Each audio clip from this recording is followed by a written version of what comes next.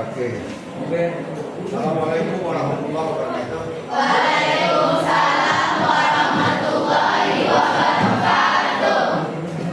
Oke, apa kabarnya hari ini? Baik. Ada yang belum makan? Ada. Belum makan di rumah. Ada yang tak datang, siapa yang tak datang? Ada. Satu orang ya? Ada. Kita Naura.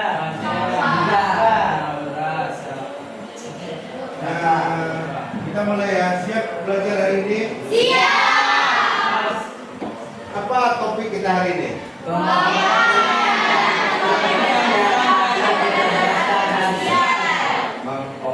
Pengoperasian dan pengaplikasian bahan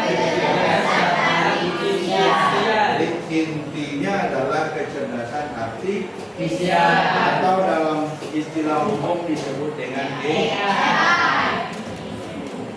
Apa itu kecerdasan artifisial? Apa itu AI? Nah, untuk menjawab pertanyaan itu, mari kita simak sebentar video yang ini. Ya, perhatikan ya, disimak ya. Oke, kalau perlu, kalau ada poin-poin penting dicatat boleh. Tapi ringkas saja.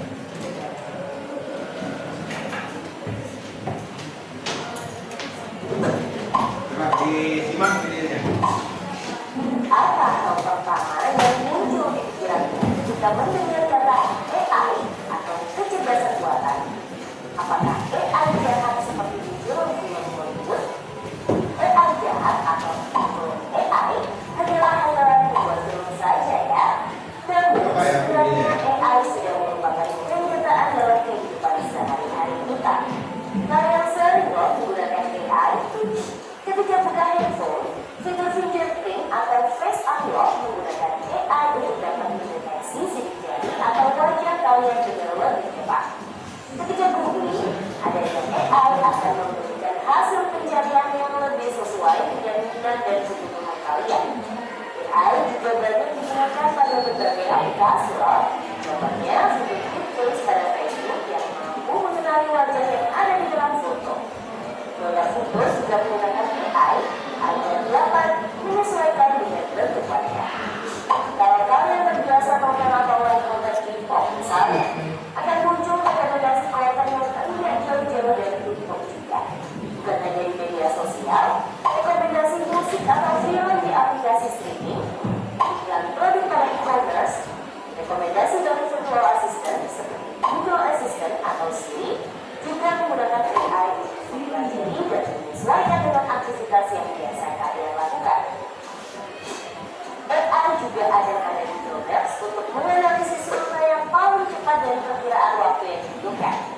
Pada game online, AI dipakai untuk mengendalikan permainan bot dan membuat karakter serta grafis permainan menjadi lebih hidup dan realistis. Lalu, apa itu AI? AI atau Artificial Intelligence atau kecerdasan buatan adalah sistem yang memungkinkan mesin atau komputer untuk berpikir, belajar, dan melakukan tugas seperti manusia.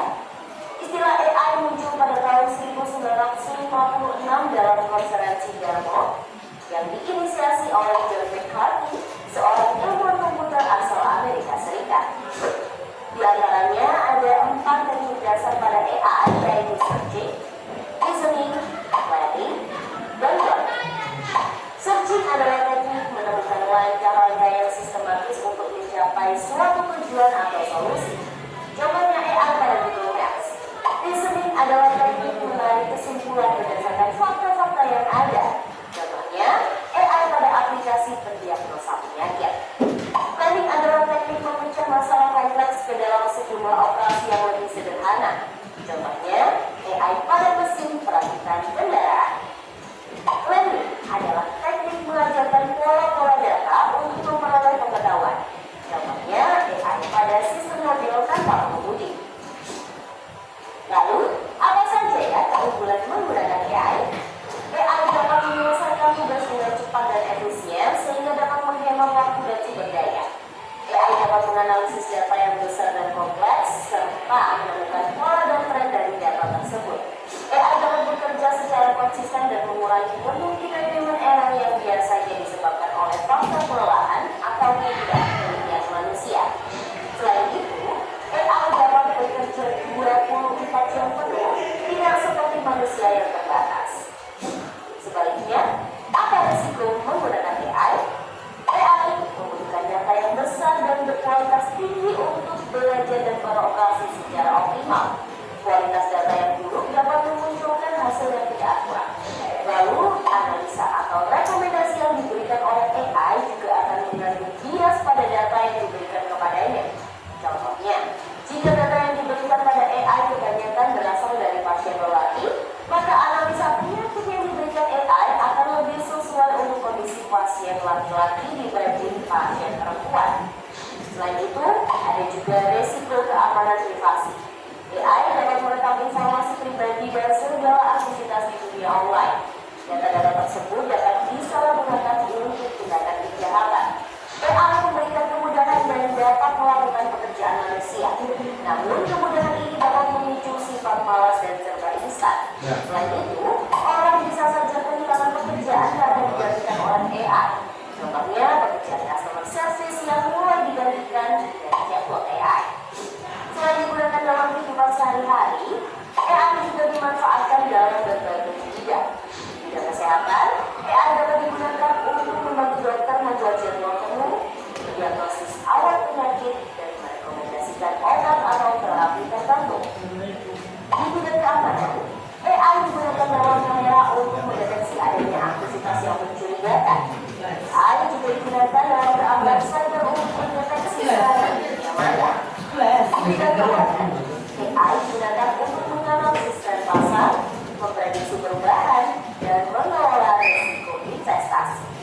AI juga dapat membantu dalam mendeteksi transaksi keuangan yang mencurigakan.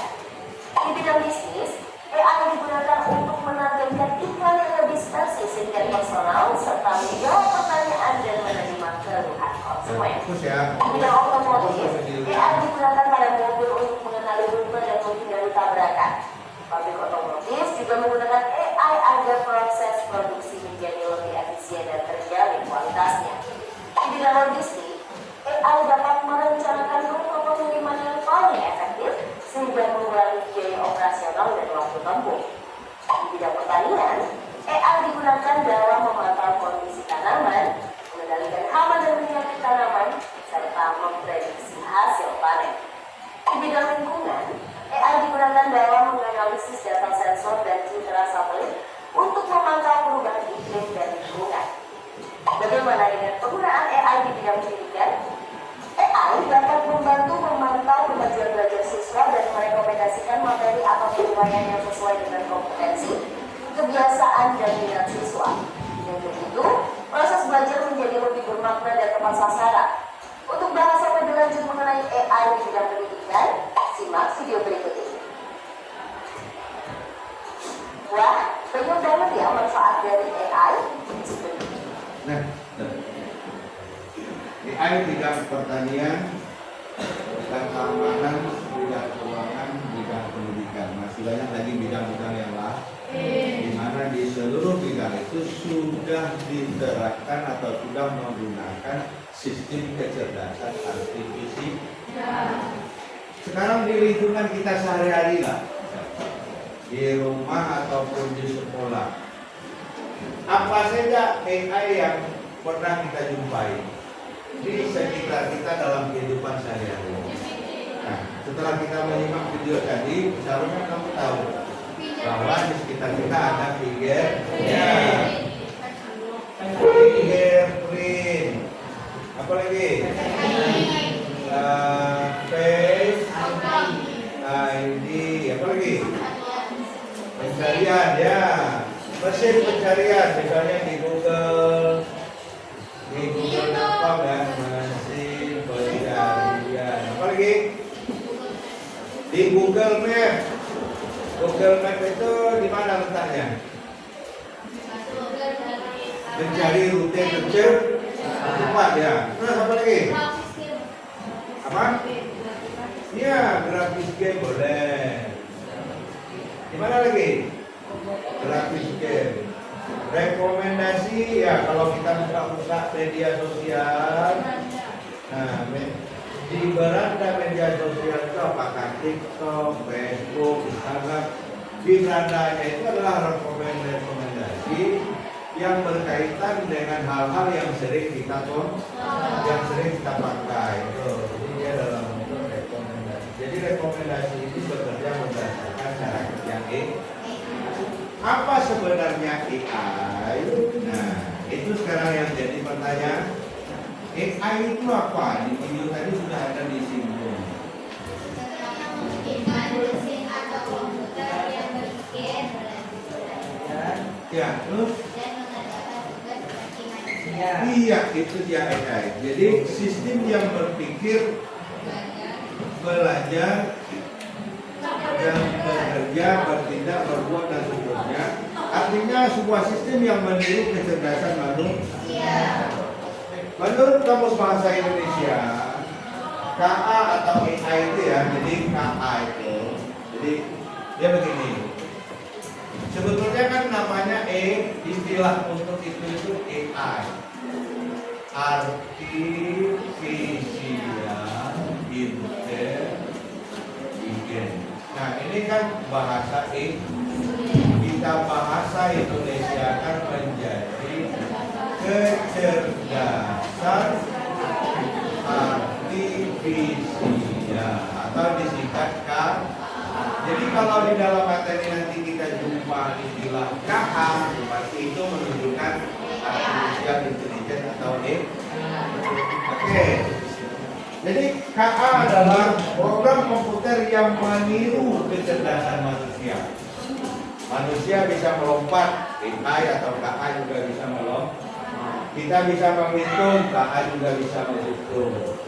Ya. Kita bisa melakukan pekerjaan-pekerjaan yang rumit.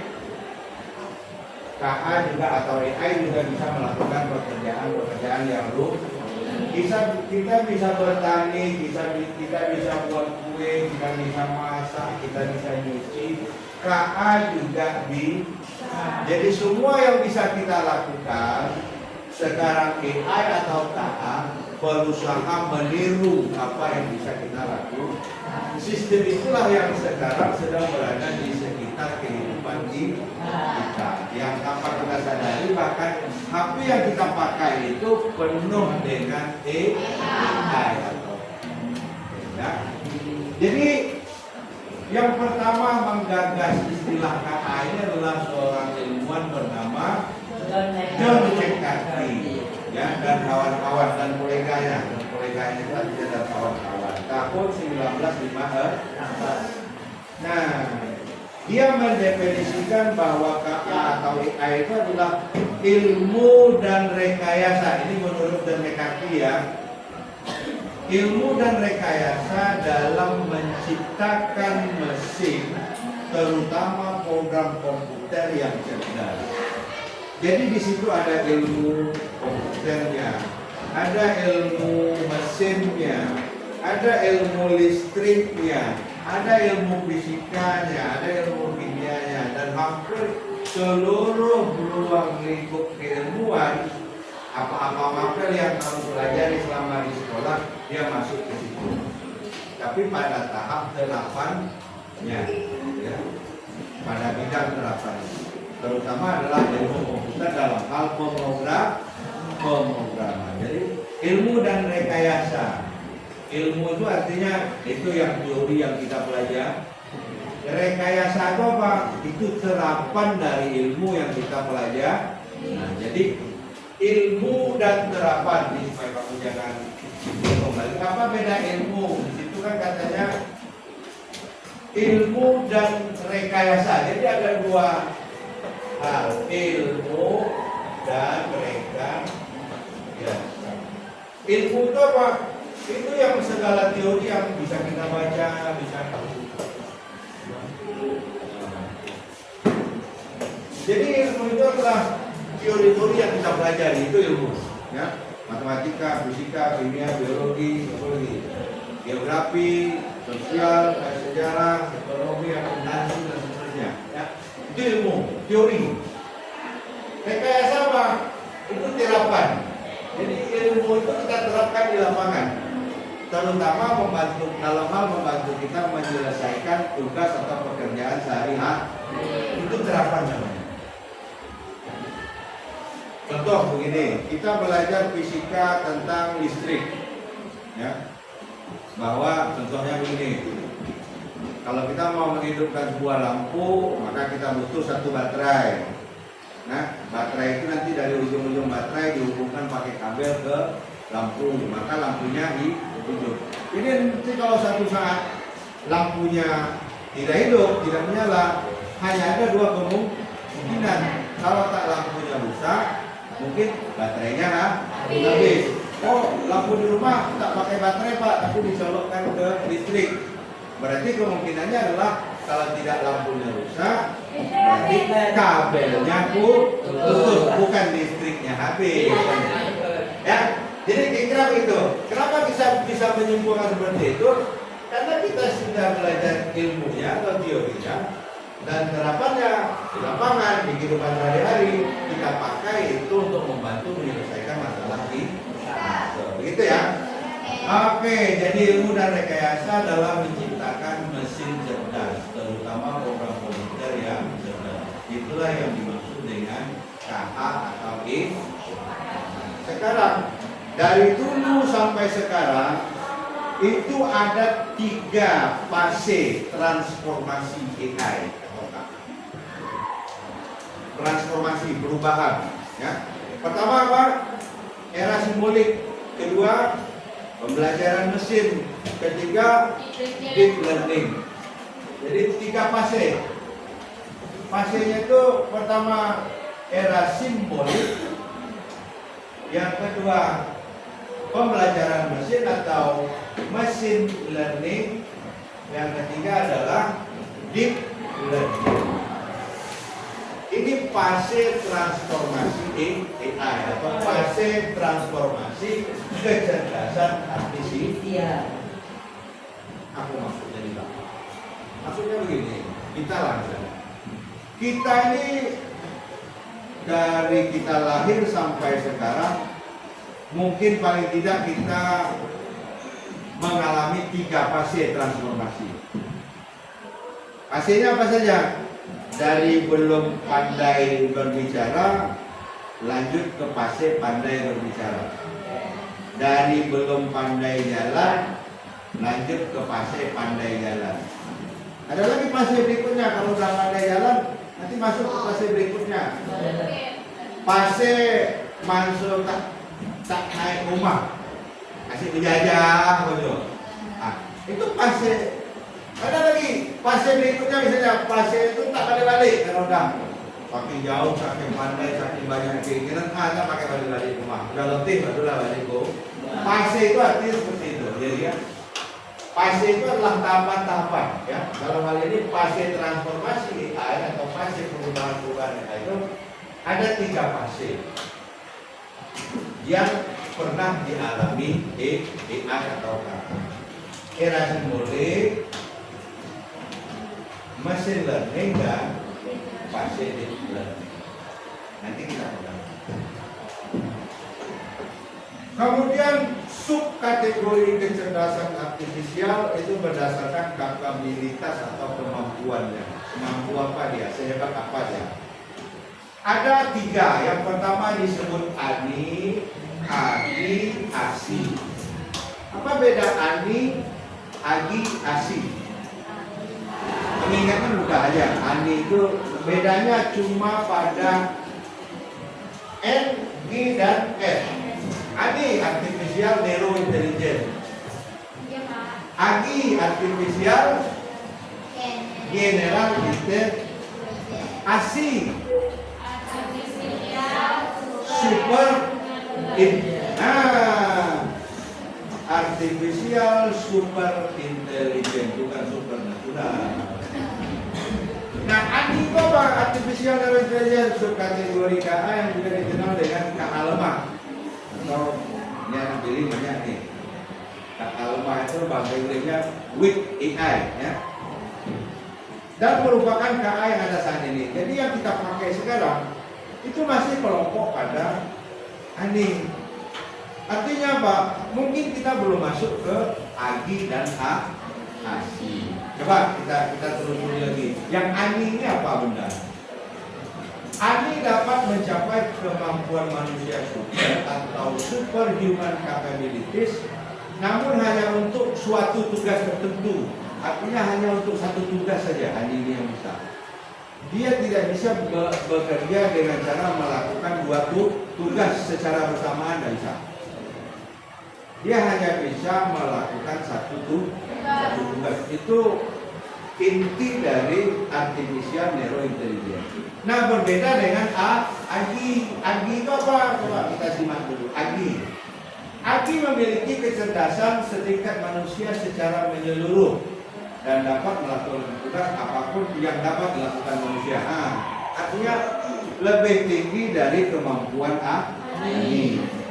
Nah, apa saja yang bisa dia lakukan? Dapat menyusun strategi, bernalar, apa gitu, memecahkan masalah, berpikir kreatif, apa lagi, merencanakan, belajar, beradaptasi, mengintegrasikan pengetahuan sebelumnya. Artinya pengetahuan sebelumnya digabung dengan pengetahuan yang baru.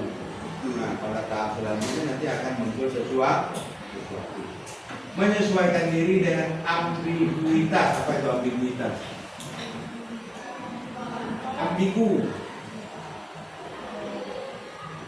Ambigu, kepolosan boleh, ketidakteraturan boleh, keraguan-raguan boleh, barang yang belum jelas. Dan berpikir abstrak, itu AGI. Jadi dia levelnya di atas A. Ada lagi yang di atas AGI ini levelnya di level ASI, artificial super intelligence. Kalau inilah kita satu kelas ini sekarang. Ada yang pintar,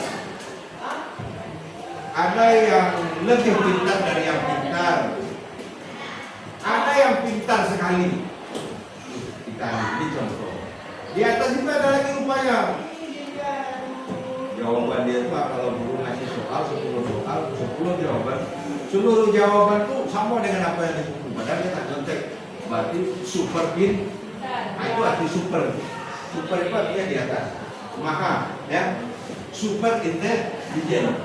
Apa itu artificial super intelligent atau ASI?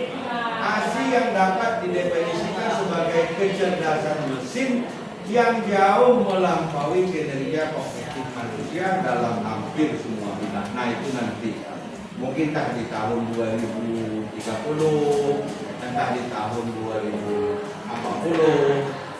AI atau KA itu terus berubah, dinamikanya dia terus berkembang, lebih canggih, dan lebih canggih. Oke, kita lanjut sebentar lagi. Nah, kemudian berdasarkan fungsi, ini kaitannya dengan perangkatnya, ya, perangkatnya. Berdasarkan fungsi, ada yang disebut reactive machine AI. Kemudian ada yang disebut limited memory AI. Yang reactive machine itu apa? Sebuah sistem KA tanpa memori, jadi dia tidak punya memori. Memori itu gunanya untuk apa? Untuk menyimpan, untuk mengingat, ya kan? Jadi yang reactive machine AI itu mesin AI yang tidak punya memo. Nah, dia hanya dirancang untuk melakukan tugas yang spesifik. Jadi ANI pada tingkat paling rendah, ya. Artificial neurointelligence pada tingkat yang paling rendah. Hanya dirancang untuk melakukan tugas yang sangat spesifik, misalnya mengambil data suhu atau mengambil data intensitas cahaya matahari. Jadi sepanjang tahun direkam dia bisa. Jadi hanya satu tugas saja. Atau kalau ada orang masuk dia ngasih salam, kalau ada orang masuk dia ngasih salam. Dia tidak bisa mengatakan yang lain, dia hanya bisa mengucapkan salam saja. Satu tugas saja yang bisa dia kerja. Kenapa? Karena dia tidak punya memori. Nah, Ada lagi yang punya memori tapi memorinya terbatas, namanya limited memory AI. Dia punya memori tapi terbatas karena kecil memorinya. Dapat mengingat kejadian dan pengeluaran yang telah terjadi sebelumnya, serta mampu memonitor objek-objek atau situasi tertentu seiring waktu karena dia punya memori. Nah, tetapi di mana kelemahannya?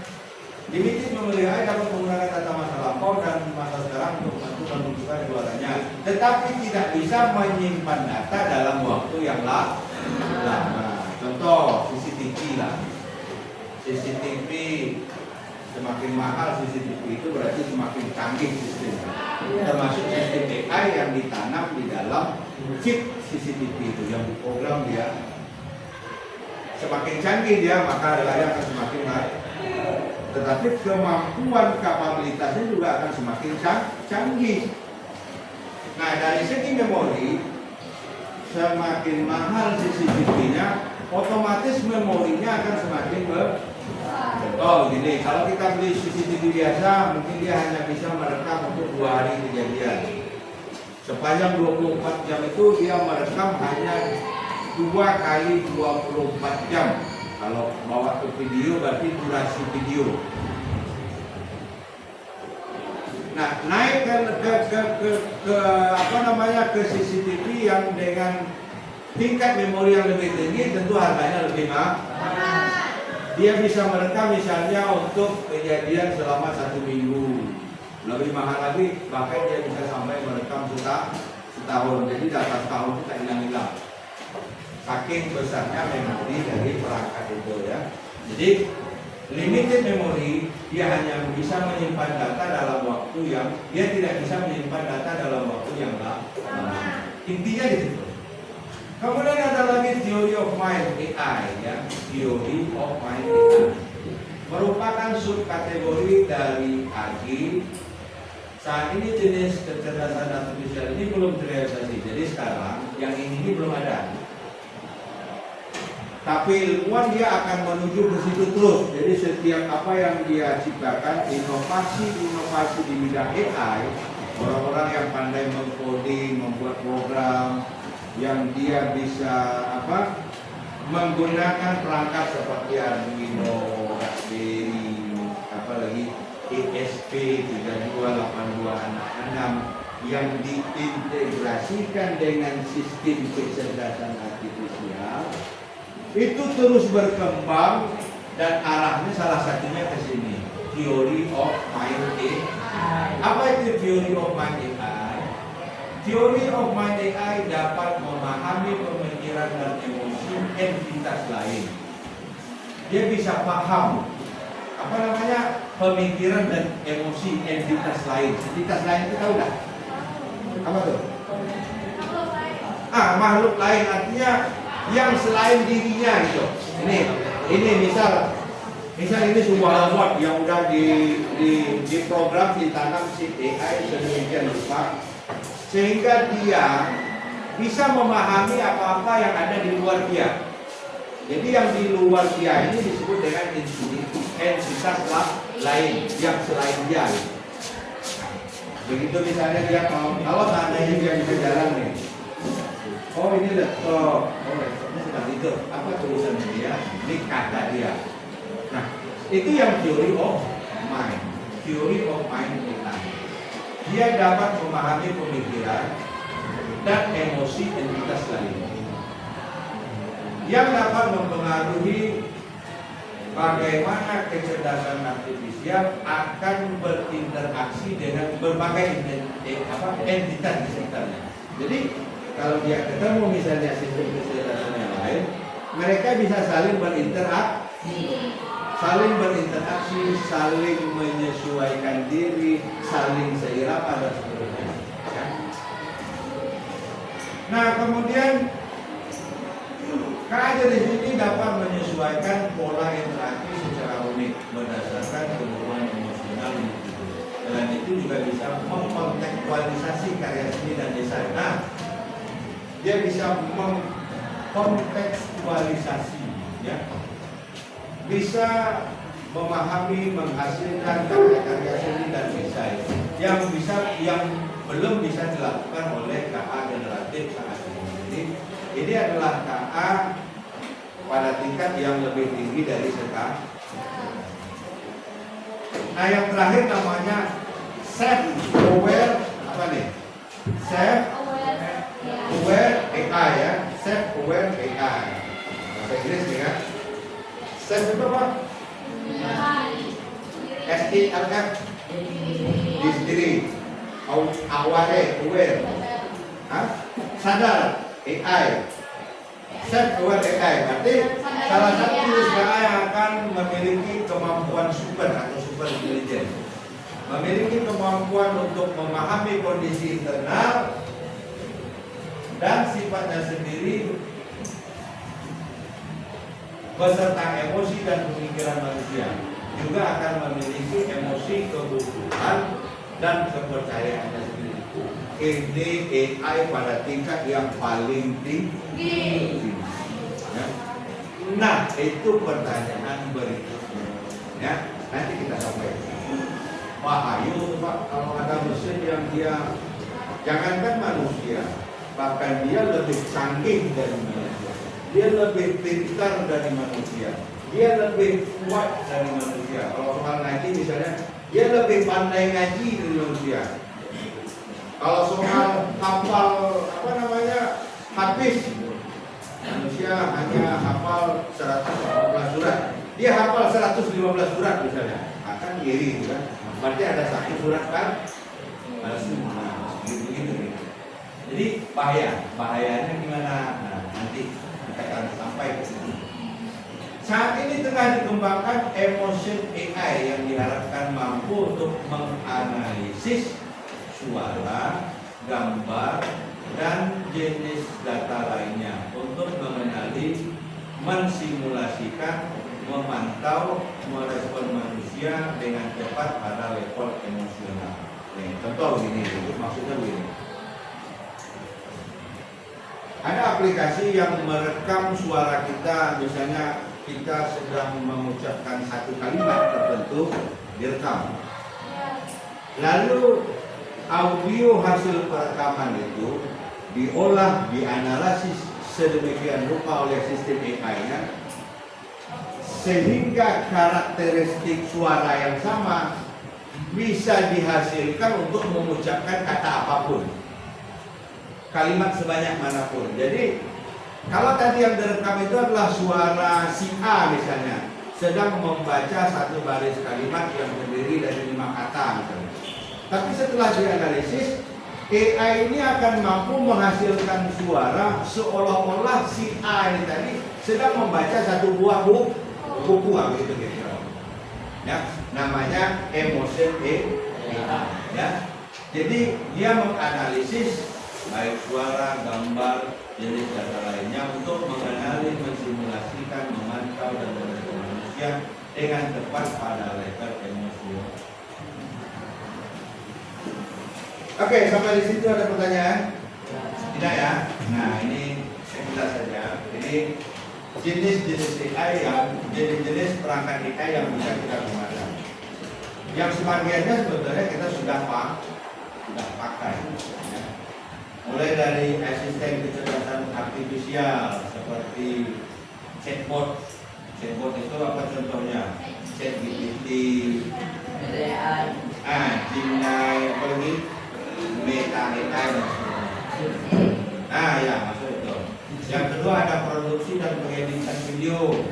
Apa contoh? Jadi kamu pakai itu Capcut, ya kan? Canva, apa lagi? Nah, kemudian masuk ini. Kemudian ada jenis perangkat kecerdasan artifisial yang dia sebagai notulis atau asisten lapan, notulen ya. Jadi kita ngomong, dia bisa mencatat apa yang kita omongkan. Kalau aplikasi namanya itu voice to text, ya kan? Ada text to voice, ada voice to text. Jadi dari suara yang dia dengarkan ditransformasikan menjadi teks, ya kan? Kemudian yang digunakan untuk penelitian, penulisan, mesin pencari, search engine itu seperti Google ya. Kemudian perbaikan tata bahasa, grammar yang kita praktekkan ini. Manajemen media sosial, pembuatan gambar, desain grafis, pembuatan aplikasi dan pemrograman. Ya, ini juga bisa kita lakukan. Dengan satu aplikasi misalnya ChatGPT atau Gemini, nah, sebagian daripada fungsi perangkat desa ini bisa kita terapkan di sana. Jadi sebagai penutup dari kegiatan belajar kita ini, untuk memastikan apakah kamu memahami apa yang kita pelajari dari mulai dari detik pertama tadi sampai sekarang. Coba sekarang kamu buka HP-nya. Bapak akan coba kasih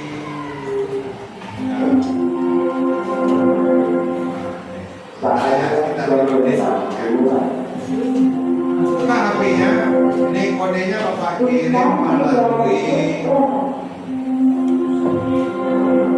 link di grup TK 101 ya. Ayo.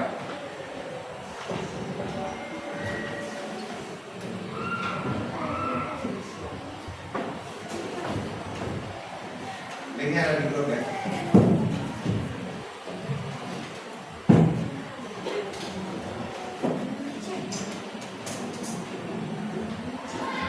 Bisa? Langsung buka ya.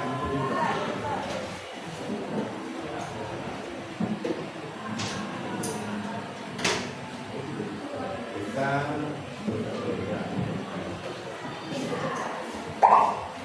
Betul. Ya. Sudah yang bergabung sudah 6 orang. Oh, yang lain 7 orang. Ya.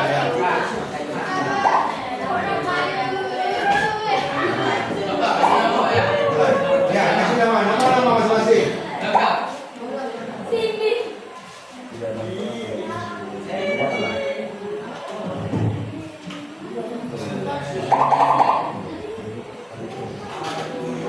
Sudah? 16. Minggu tadi. Pak Lang langsung baik. Bapaknya orang paling sabar nih. Mau sampai maghrib pun tunggu, Bapak tunggu. Sudah ya? Ah, ini ada.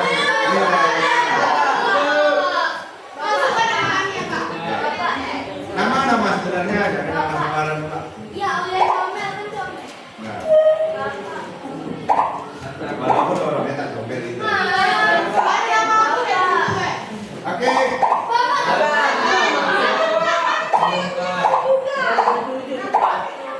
Dalam hitungan ketiga. Coba duduk. Kita ya 30 udah cukup 30 ya. Juga mau kasih baju. Oke, kita mulai.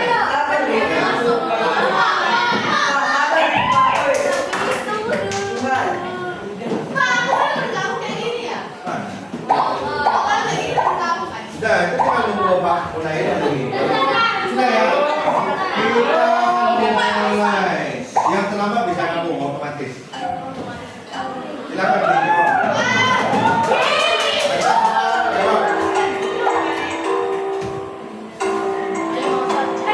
Yang penting soalnya dibaca, cari jawabannya. Jangan asal tembak aja, kita belajar apa? Baca sekilas, oh maksudnya ini, cari jawabannya.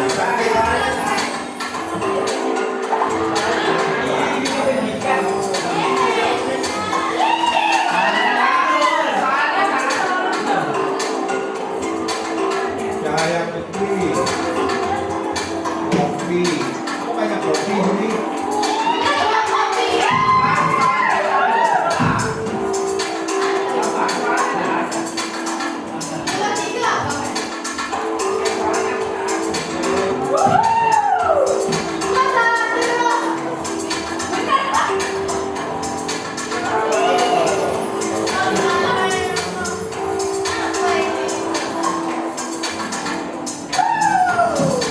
Yeah.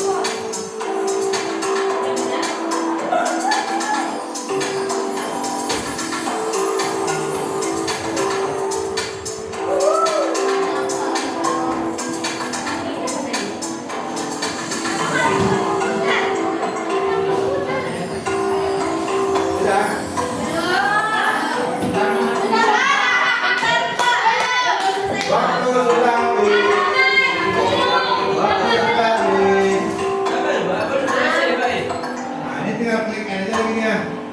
Wait. Pak, salah satu saya Pak. Salah satu.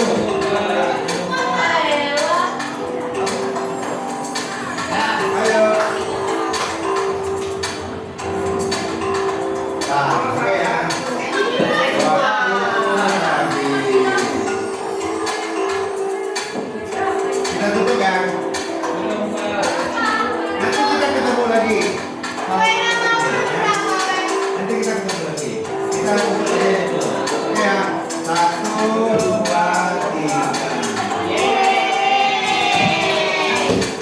Tengok peringkatnya. Siapa tuh?